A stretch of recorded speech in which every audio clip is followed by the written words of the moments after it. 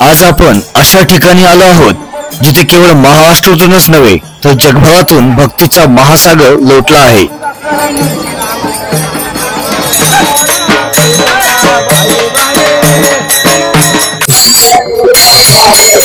होय, आज आहे कार्तिक एकादशी आणि आपण आहोत पुण्यभूमी आळंदी येथे। रामकृष्ण हरी मंडळी, स्वागत करतो एका सुंदर असं मी सरोज साडगे। आज आपण आलोय आळंदी नगरीमध्ये।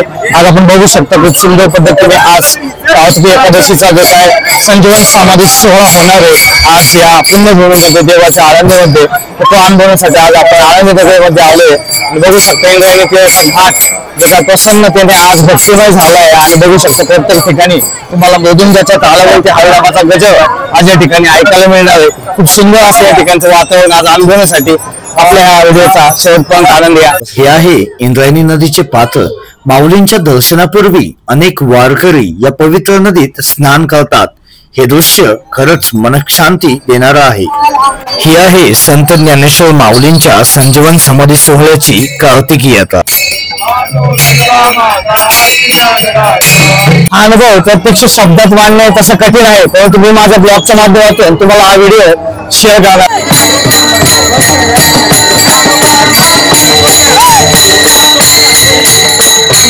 संसार करून हे बी करावं, संसार करून पाहणं महत्वाचं आहे।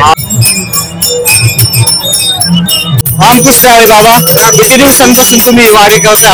50 वर्ष झाले। बाबाला 50 वर्ष झाले वारी करतोय।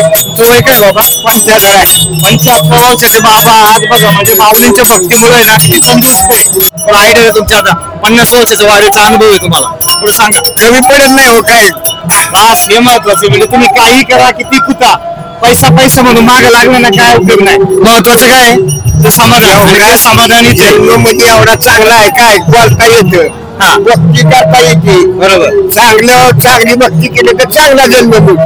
बरोबर। नदीचा तीर आहे, घाट आहे, त्या ठिकाणचे वातावरण आपण अनुभवू शकता। खूप सुंदर असं भक्तिमय घाट त्या ठिकाणी चालू आहे। मनाला समाधान वाटतंय, सुख वाटतंय। जरी आम्ही शेतकरी आहेत, जरी आम्हाला आमच्या शेतीमध्ये थोडंसं कमी जास्त पीक काही झालं तरी पण वारी ही आम्हाला वारी करून गेलं म्हणजे आम्हाला काहीतरी नवं नवं असल्यासारखं। अच्छा, म्हणजे नाविन्य पूर्ण जगायला भेटतं। ज्ञानेश्वर माऊलींचा संजीवन समाधी सोहळा 750वे वर्ष आणि हे भक्तीचं स्वरूप आज या ठिकाणी आपण अनुभवू शकता। खूप सुंदर असा सोहळा होतोय मित्रांनो।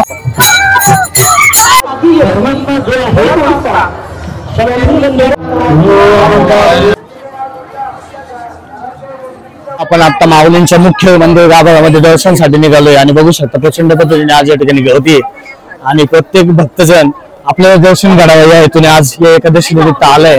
आणि विशेष म्हणजे की संत ज्ञानेश्वर माऊलींची 750वी संजीवन समाधी सोहळा या वर्षी आपण या ठिकाणी आलोय। आणि बघा खूप सुंदर पद्धतीने आज मंदिर सजवले, हे मुख्य वेश आहे त्याचा आपण दर्शन घेतो। आणि विशेष म्हणजे बघा बडी तांब्या आणि तुळशी वृंदावन घेऊन पण आज या ठिकाणी माऊली चालले ते। आता आपण दर्शनाचं वांग्याला लागलोय बघा, बॅक साईडला बघतो दर्शनाचं वांग्याला मुख्य गाभाऱ्यामध्ये आता प्रवेश करणार आपण। या ठिकाणी जो बघितलं तर मुख्य गाभारा आहे इथं महाद्वार, त्या ठिकाणी आता आपण चाललोय। आपण आता मुख्य मंदिराच्या आतमध्ये प्रवेश घेत आहोत। गर्दी प्रचंड आहे पण वातावरणात एक वेगळी शांतता आणि ऊर्जा आहे। भक्तीच्या सागरात हरवून गेल्यासारखं वाटतं। आपण जो बघितलं ना या ठिकाणी बघा म्हणजे भक्तीची ताकद काय असते हे बघा।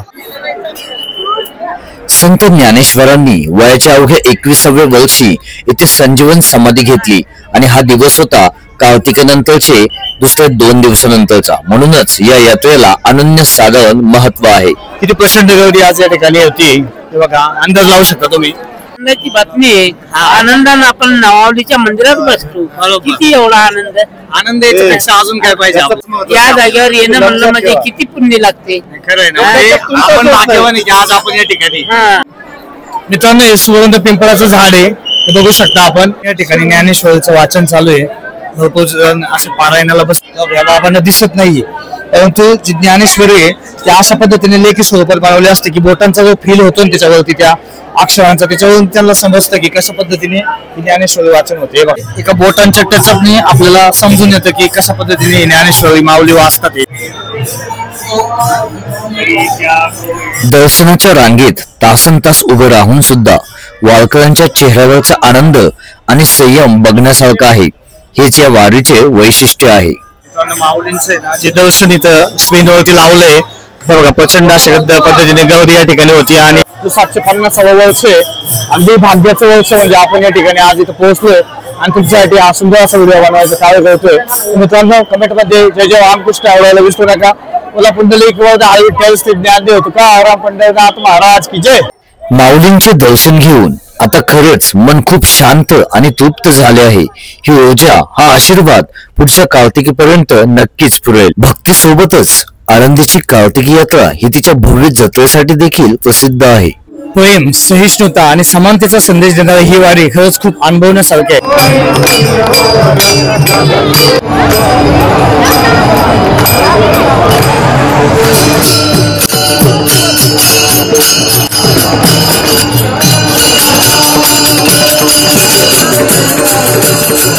संतांच्या सानिध्यात गेले पाहिजे.